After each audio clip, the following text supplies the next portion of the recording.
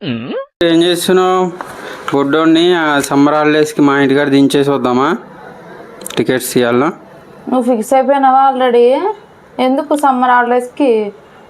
Summer హాలిడేస్కి అందరు పిల్లల్ని పంపిస్తారు కదా, అట్లా. అదే పంపించడం కరెక్టే, కానీ ఎక్కడ పంపిస్తా అంటున్నావు?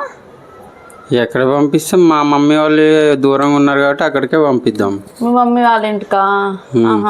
పంపిస్తావా? మరి మీ మమ్మీకి చెప్పావా పంపిమందా? ఏమన్నా మెంటదా? పంపిమనకపోతే వద్దని చెప్తారు ఎవరైనా? నీకు మెంటలేమో. ఇన్ని సంవత్సరాలు 4 సంవత్సరాలు అయింది, ఎప్పుడన్నా నువ్వు పంపించావా? ఇప్పుడు అందుకే అప్పుడు చిన్నప్పుడు చిన్నపిల్లోని ఎట్లా పంపిస్తామమ్మా? అప్పుడు అంటే వాడికి తెలిసి వస్తుంది. చిన్నపిల్లడు అంటే జస్ట్ మనం వెళ్ళినప్పుడే దిక్కులేదు. ఇప్పుడు మనం ఇక్కడ ఉండడానికి పంపించేస్తే ఆడ అన్నం తినిపించడం, స్నానం పోయడం, బాత్రూమ్ కడగడం, ఆడిపించడం, స్నాక్స్ పెట్టడం, ఇవన్నీ అవుతాయి. ఆవిడతో చేస్తుందా ఆవిడ? అందరు చేయట్లేదా? అట్లానే చేస్తుంది. అందరూ చేస్తారు, మీ మమ్మీ చేస్తుందా అని అడుగుతున్నా.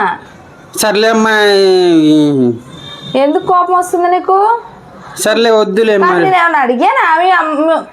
జున్నుగాన్ని మీ మమ్మీ దగ్గర పంపినా ఏమన్నా అడిగానా? నువ్వే వచ్చి పంపిస్తాను, నువ్వు నాకు చెప్పలేవు, నువ్వే డిసైడ్ అయిపోయినావు. నేను క్వశ్చన్ చేస్తే దానికి ఆన్సర్ చెప్పు. ఇప్పుడు కొత్తగానే నువ్వు పంపించేస్తాను నువ్వు ఫిక్స్ అయినప్పుడు, మరి నా కొడుకు ఇవన్నీ అయితే ఆ పనులు మళ్ళీ అప్పుడు ఏడుస్తున్నాడు తీసుకురావాలి, మళ్ళీ పోతావా? ఛార్జీలు బొక్క కదా, అది నేను అడిగేది. సరే నువ్వు కూడా పో. ఎక్కడికి?